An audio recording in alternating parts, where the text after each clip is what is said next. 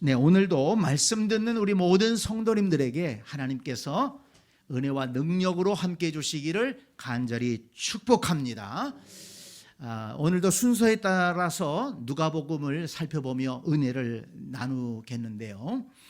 오늘 본문은 예수님께서 12 제자를 세우시고 그들을 사도로 세우신 장면을 기록한 말씀입니다.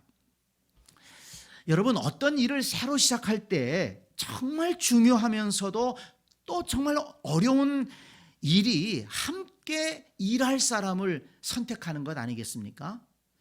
좋은 일꾼이 들어오게 되면 그 좋은 일꾼 한 사람 때문에 얼마나 일이 수월해지고 또 그 일에 효과를 많이 보는지 모릅니다. 그런데 자칫 사람 하나가 잘못 들어오게 되면 겪지 않아도 될 갈등을 겪게 되고 엄청난 스트레스를 받으면서 그런 모든 사람이 힘들게 되지 않습니까? 그런 경험들이 있으실 겁니다.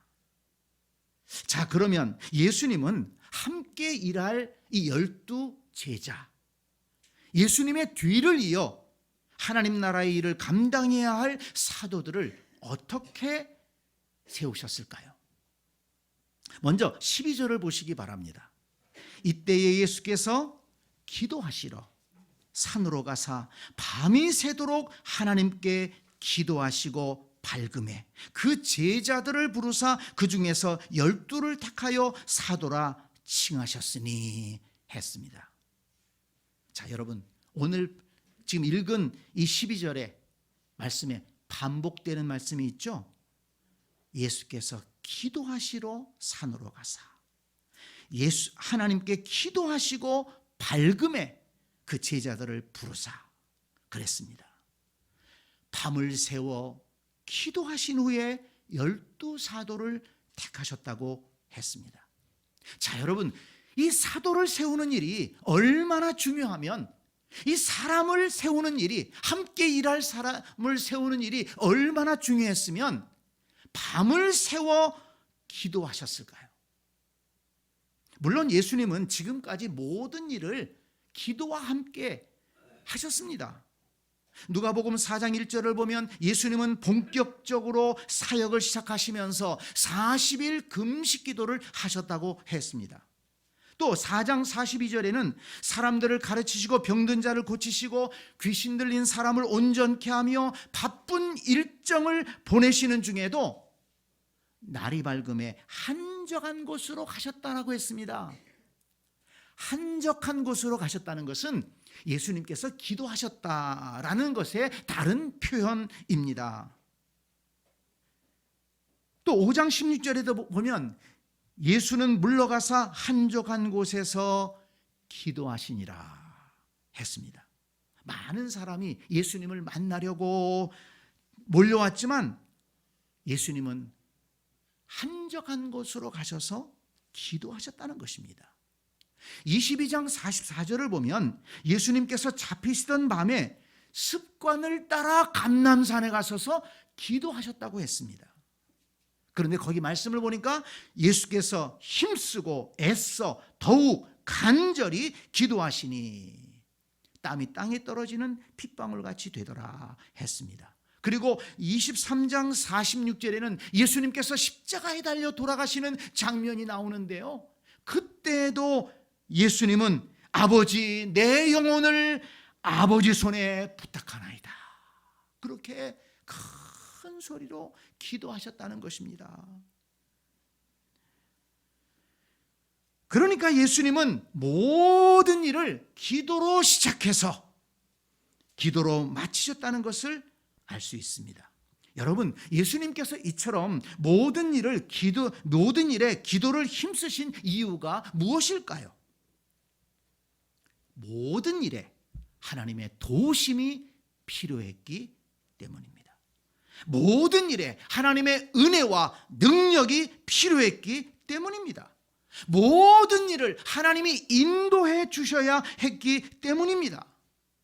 그래서 어떻게 되었습니까? 사도행전 10장 38절은 말씀합니다. 하나님이 나사렛 예수에게 성령과 능력을 기름 붓듯 하셨음에 그가 두루 다니시며 선한 일을 행하시고 마귀에게 눌린 모든 사람을 고치셨으니 이는 하나님이 함께 하셨습니다. 모든 일을 기도와 함께 하시니까, 모든 일을 할 때 기도에 힘쓰시면서 하시니까 예수님은 하나님이 함께 하심을 경험했고 성령과 능력을 하나님께서 기름 붓듯 부어주시니까 나가서 선한 일을 행하시고 마귀에게 눌린 사람을 고치시고 사람들을 살리는 그 일들을 감당하셨다고 했습니다. 여러분, 예수님도 이 땅에 계실 때에는요, 육체를 입고 계셨어요. 육체를 입고 계시다는 것은 뭘 의미합니까? 육체가 연약하다는 것입니다. 배도 고플 수 있고 또 몸도 피곤할 수가 있다는 거예요. 지칠 수가 있다는 것입니다. 얼마나 많은 사람들이 예수님을 찾아왔습니까? 말씀도 듣고 병고침을 받기 위해 찾아왔습니다. 산에서, 들에서, 바닷가에서 많은 사람들을 만났습니다. 그들을 위해 기도해 주었습니다. 오늘날처럼 무슨 마이크가 있습니까? 뭐 자동차가 있습니까? 그냥 걸어 다니시면서 육성으로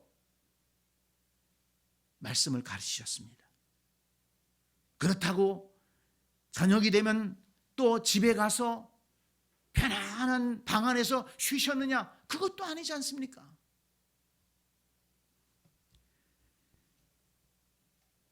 예수님을 미워하고 반대하는 사람들은 또 얼마나 많았습니까?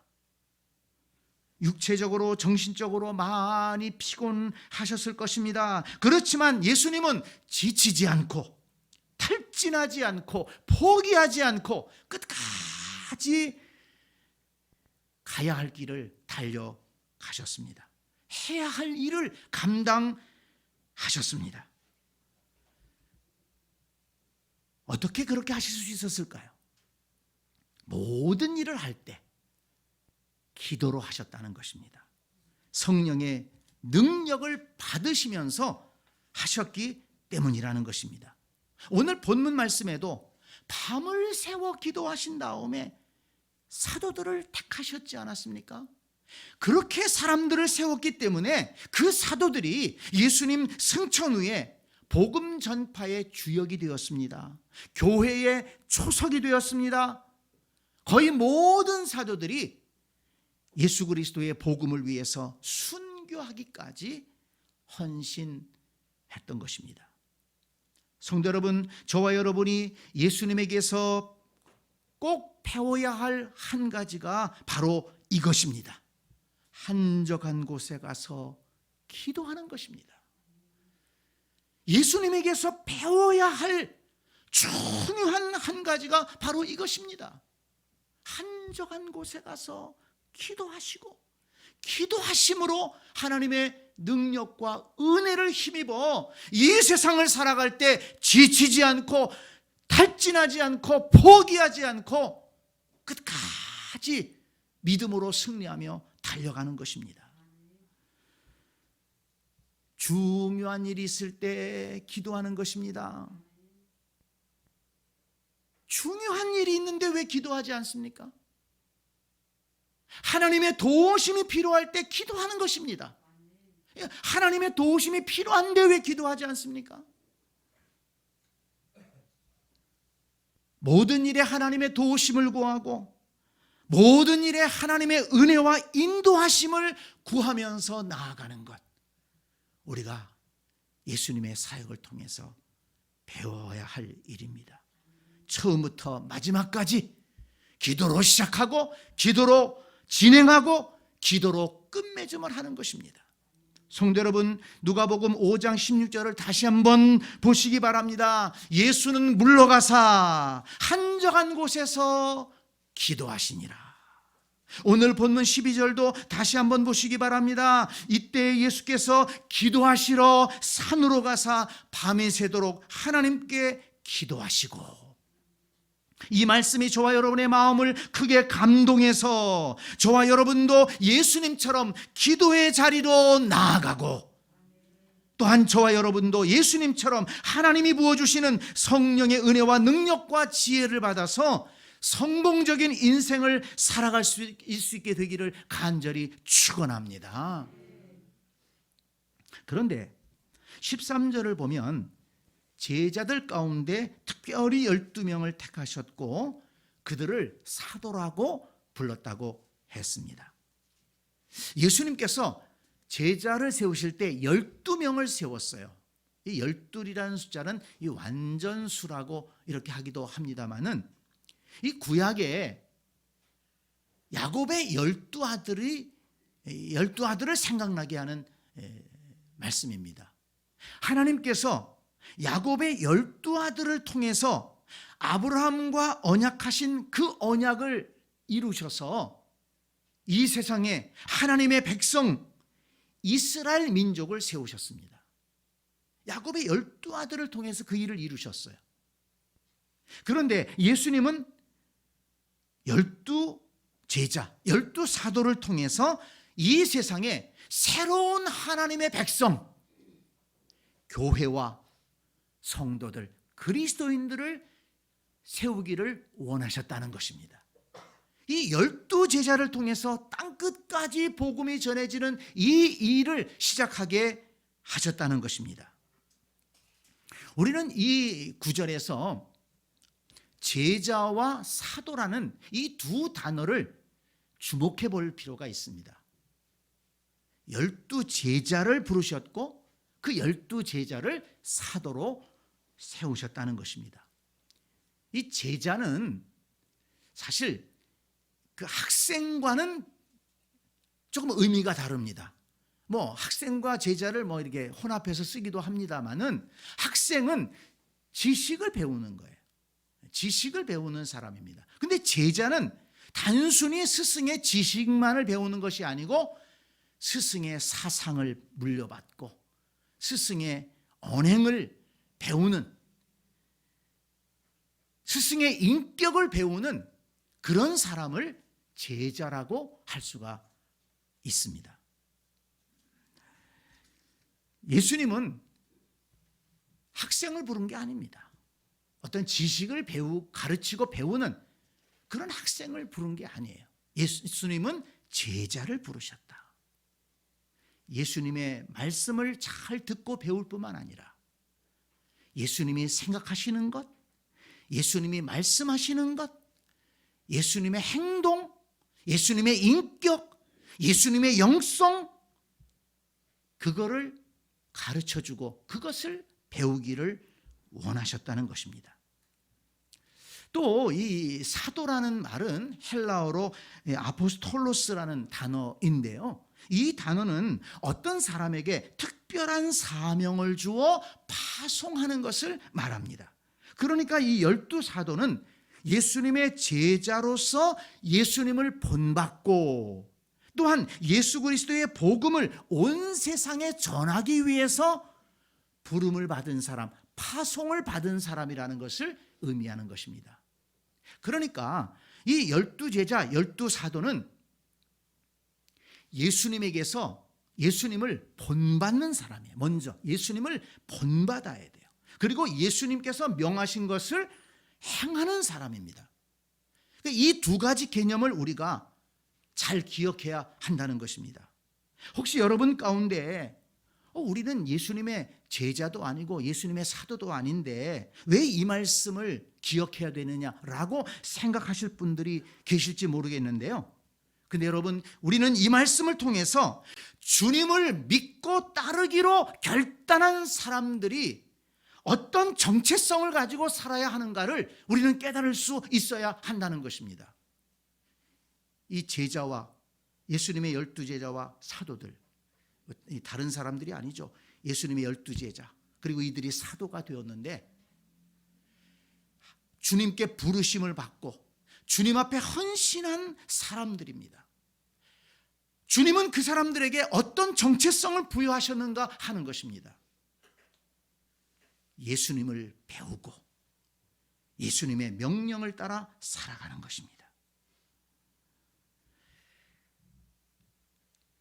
성도 여러분, 예수님을 믿는 데서 그치지 마십시오.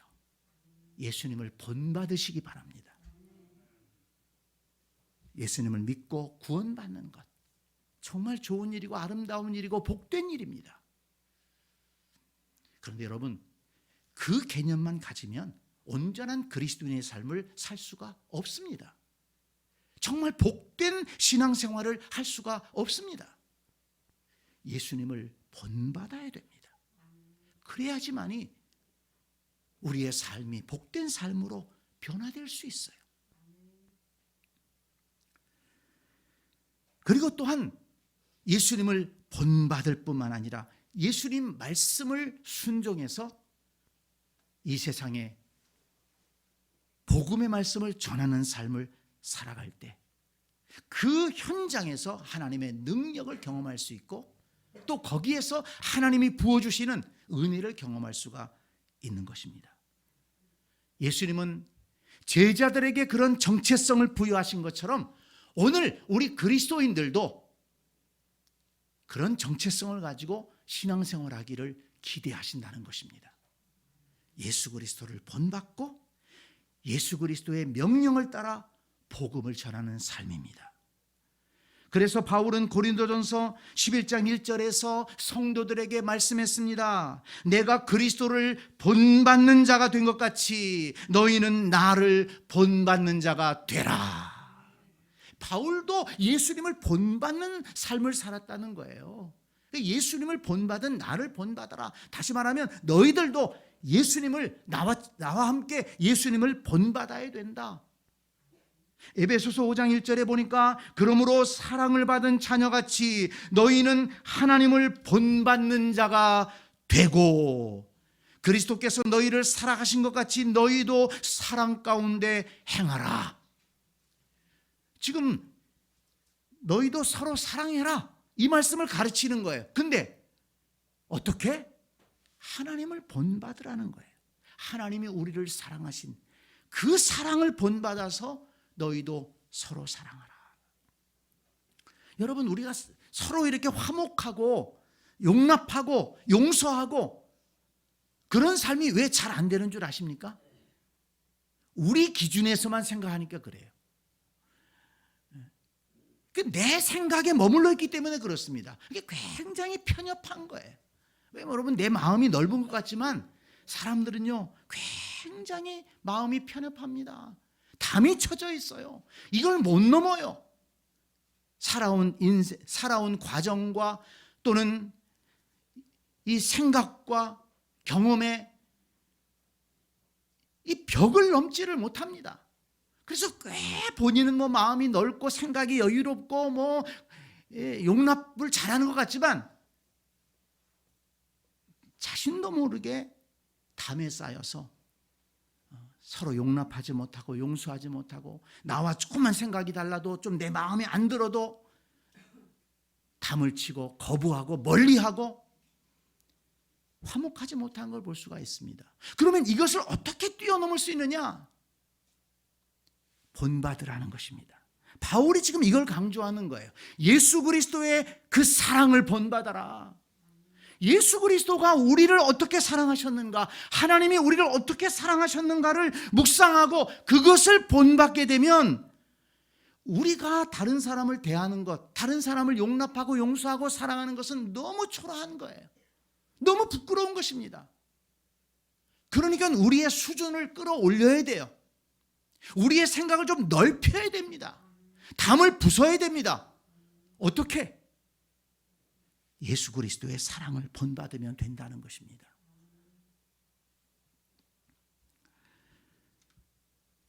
예수 그리스도를 본받는 그리스도인들이 될 수 있기를 간절히 축복합니다. 또 예수님은 사도행전 1장 8절에서 오직 성령이 너희에게 임하시면 너희가 권능을 받고 예루살렘과 온 유대와 사마리아와 땅끝까지 이르러 내 증인이 되리라 이렇게 말씀하셨습니다. 그런데 여러분, 그 자리에는 사도들만 있었던 게 아닙니다.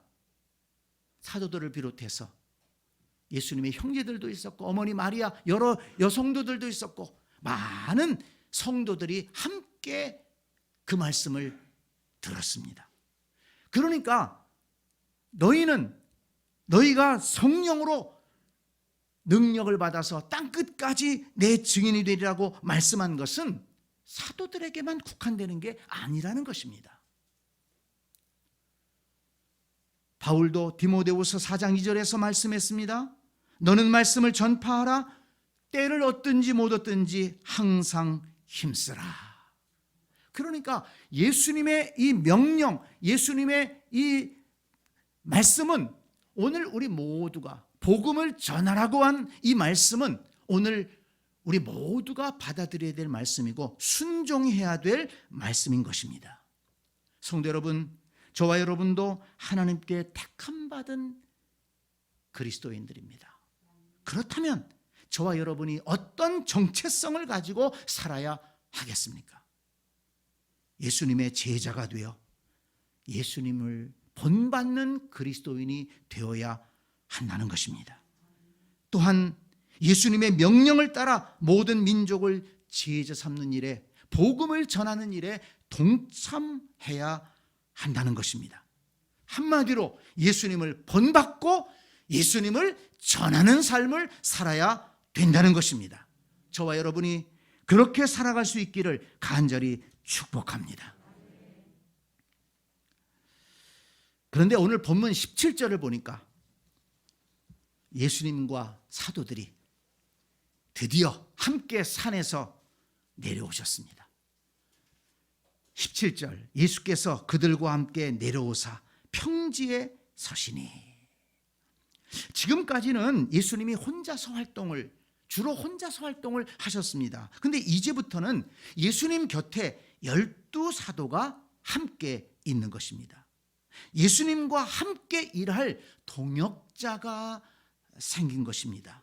예수님과 12제자가 한 팀이 되어서 복음의 사역을 시작한 것입니다. 그런데 여러분, 예수님과 사도들은 한 팀이 되어서 어떤 일을 하셨습니까? 다시 17절 18절을 보기 바랍니다. 예수께서 그들과 함께 내려오사 평지에 서시니 그 제자의 많은 무리와 예수의 말씀도 듣고 병 고침을 받으려고 유대 사방과 예루살렘과 두로와 시돈의 해안으로부터 온 많은 백성도 있더라. 더러운 귀신에게 고난받는 자들도 고침을 받은지라. 세 가지로 정리할 수 있습니다. 말씀을 가르치고 병을 고쳐주시고 악하고 더러운 영을 내어 쫓는 일이었습니다. 이 세 가지를 통해서 예수님은 찾아온 그 사람들을 영적으로 회복시켜 주시고 육체적으로 회복시켜 주시고 정신적으로 회복시켜 주신 것입니다. 사도들은 예수님이 행하시는 그 놀라운 사역을 옆에서 보면서 자신들도 앞으로 어떤 일을 해야 하는가를 배웠을 것입니다. 어떻게 하나님 나라의 복음을 전해야 하는지, 어떻게 병든 자들을 치료해서 회복시키는지, 어떻게 악하고 더러운 영들을 쫓아내서 온전하게 하는지 그것을 배웠을 것입니다. 그래서 누가복음 9장 1절을 보니까 이제 앞으로 또 9장에 가서 이 말씀을 살펴보겠습니다만 9장 1절을 보니까 예수께서 12제자를 불러 모으사 모든 귀신을 제어하며 병을 고치는 능력과 권위를 주시고 하나님 나라를 전파하며 앓는 자를 고치게 하려고 내보내시며 라고 했습니다. 예수님께서 12제자를 내보내셨다고 했어요. 오늘 본문에는 부르셨는데 9장에 가서 보니까 내보내셨어요. 그동안 어떤 일이 있었습니까? 그동안 제자들이 훈련받은 거예요. 하나님 나라의 복음을 전하고 병든 자들을 위해서 기도함으로 고치고 또 악하고 더러운 영들을 쫓아내서 온전케 하는 그 일을 그동안 훈련받고 배운 것입니다.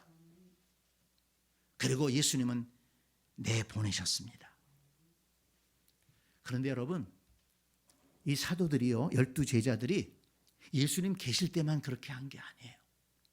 사도행전 말씀을 보니까 예수님 승천 후에 기도함으로 성령 받은 다음에 이 예수님께서 맡겨주신 이 세 가지 일을 이 제자들이 감당했다는 것입니다. 사도행전 2장 14절을 보면 베드로가 11 사도와 함께 서서 소리를 높여 이르되 예루살렘에 사는 모든 사람들아 내 말에 귀를 기울이라. 12제자가 함께 예루살렘 거리에 나가서 담대하게 하나님 나라의 복음을 전했습니다. 사도행전 5장 12절을 보니까 사도들의 손을 통하여 민간의 표적과 기사가 많이 일어나매 예루살렘 부근에 수많은 사람들도 모여 병든 사람과 더러운 귀신에게 괴로움을 받는 사람을 데리고 와서 다 나음을 얻으니라. 여러분, 이 말씀이 예수님이 행하신 말씀이 아닙니다. 누가 행한 거예요? 제자들이, 12제자들이 행한 말씀입니다. 예수님께서 행하셨던 그 놀라운 일들을 제자들이 예수님 승천하신 다음에도 감당하고 있다는 것입니다. 하나님 나라의 복음을 전해서 영혼을 구원하고 병들고 지친 영혼들을 위해 기도함으로 그들을 고쳐주고 그들이 회복하도록 도와주고 악하고 더러운 영에 이끌려 살아가는 그런 사람들에게 예수 그리스도의 능력으로 그 귀신들을, 악한 영들을 쫓아내서 온전한 삶을 살도록 그렇게 하는 일들을 제자들이 감당했다는 것입니다. 그런데 여러분, 사실 사도들은요, 12제자들은 그런 일을 할 수 있는 사람들이 아니었습니다. 우리가 알잖아요. 예수님이 그들을 부르셨을 때 갈릴리 바닷가에서 고기 잡던 사람들 부르셨어요. 갈릴리 세관에서 세금 걷던 사람들 부르셨습니다. 예수님이 그들을 부르실 때 그들은 능력자가 아니었습니다. 그렇게 많은 사람들에게 나서서 하나님 나라의 복음을 전할 수 있는 그런 어떤 지식적인 것과 그런 능력이, 담대함이 없던 사람들입니다. 그래서 제자들이 예루살렘 거리에 가서 복음을 전할 때 그를 알던 사람들이 깜짝 놀랐습니다. 저 예수님의 제자들, 예수님 따라다니던 저 사람들, 우리가 알던 사람들 아니냐. 저 갈릴리 촌에서 살던 사람들이고 어부들 아니냐. 그런데 어떻게 저렇게 능력 있게 말씀을 선포하고 저렇게 능력 있는 일을 하느냐. 깜짝 놀라지 않았습니까? 그렇습니다, 여러분. 중요한 것은 그들이 예수님의 뒤를 이어 그 놀라운 일들을 세상 속에서 했다는 것입니다. 하나님 나라의 복음을 전하고 병든 자를 고치고 악하고 더러운 영들을 쫓아낸 것입니다. 어떻게 그렇게 할 수 있었습니까? 예수님과 한 팀이 되어서 예수님에게서 배웠다는 것입니다. 예수님의 제자가 되어서 예수님께 배웠습니다. 기도함으로 성령과 능력을 받았습니다. 예수님의 말씀에 순종해서 그 일에 힘썼다는 것입니다. 성도 여러분, 예수님이 12제자를 부르시고 그들과 한 팀이 되어 행하신 일들을 통해서 우리에게 말씀하시는 것이 무엇일까요? 그러니까 이 오늘 본문의 말씀을 읽으면서 예수님이 그러셨구나, 제자들을 부르셨구나, 이걸로 끝나면 안 된다는 거예요. 이 말씀을 통해서 우리에게 말씀하시는 것이 무엇일까요? 우리도 예수님과 한 팀이 되면 그 놀라운 일을 행할 수 있고, 우리도 예수님과 한 팀이 되어 그 놀라운 일을 행하라는 말씀입니다. 여러분 생각해 보세요. 오늘날도 하나님 나라의 복음을 들어야 할 사람들이 얼마나 많습니까? 그들에게 하나님 나라의 복음을 전하기를 우리에게 기대하신다는 것입니다. 오늘날도 치료의 능력이 필요한 분들이 얼마나 많습니까? 육체의 질병으로 고통당하는 분들이 얼마나 많습니까? 그분들을 위해서 기도해주고 하나님의 은혜가 임하도록 기도하며 치료의 길로 인도하라고 주님은 우리의 삶 속에 기대하고 계신 것입니다. 또한 우리 시대에 얼마나 이 세상의 악하고 더러운 영에게 지배받으면서 자신들이 어떤 삶을 사는지도 몰라요.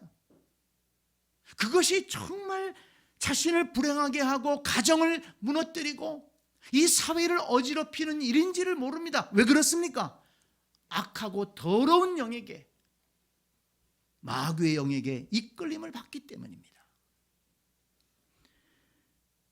그런 사람들을 향해서 악하고 더러운 영들을 쫓아내고 온전한 정신으로 복되게 살아갈 수 있도록 돕는 것이 바로 우리 그리스도인들이 해야 할 일이라고 주님은 기대하신다는 말씀입니다. 여러분, 오늘날 우리 교회와 성도들이 감당해야 될 사명이 여기에 있는 것입니다. 오늘날도 교회와 성도들이 예수님과 한 팀이 될 수 있다면, 예수님에게서 그 은혜와 능력을 받는다면, 성령의 능력으로 무장한다면 하나님 나라의 복음을 전하여 영혼을 살리고 병든 자를 치유해서 건강한 성도들이 될 수 있도록 인도하고 악하고 더러운 영들을 쫓아내서 사람을 살리고 회복시키는 일을 할 수 있다는 것을 믿으시기를 바랍니다. 예수님의 제자들도 처음에는 그런 능력자들이 아니었지만 예수님과 한 팀이 됨으로써 그 일을 감당하는 영광스러운 사도들이 될 수 있었던 것입니다. 요한복음 14장 12절에서는 이렇게 예수님이 말씀하셨습니다. 내가 진실로 진실로 너희에게 이르노니 나를 믿는 자는 내가 하는 일을 그도 할 것이요 또한 그보다 큰 일도 하리니. 예수님이 참 굉장한 말씀을 하셨어요. 나를 믿는 자는 지금 내가 하고 있는 일을 그들도 할 수 있을 것이다. 제자들을 향해서 내가 하는 일이 신비로우냐? 내가 하는 일이 놀라우냐? 너희들도 그 일 할 수 있어. 아니, 그보다 더 큰 일도 할 수가 있어. 예수님의 말씀대로 예수님의 12제자들은 성령의 능력을 힘입어서 정말 예수님보다 더 많은 사람들에게, 예수님보다 더 넓은 지역을 다니며 예수님이 하셨던 일을, 그 놀라운 일들을 행하지 않으셨습니까? 그렇습니다. 우리 새샘교회와 성도들도 예수님과 한 팀이 되어 12제자들처럼 그 놀랍고도 복된 일에 헌신할 수 있어야 되겠습니다. 간신히 예수 믿고 간신히 구원받고 간신히 천국 가는 성도가 아니라 예수님과 한 팀이 되어 성령의 능력을 받아서 예수님이 하셨던 그 놀랍고도 복된 일을 감당하며 하나님께 영광을 돌리는 복된 성도들이 될 수 있기를 간절히 축복합니다. 아멘.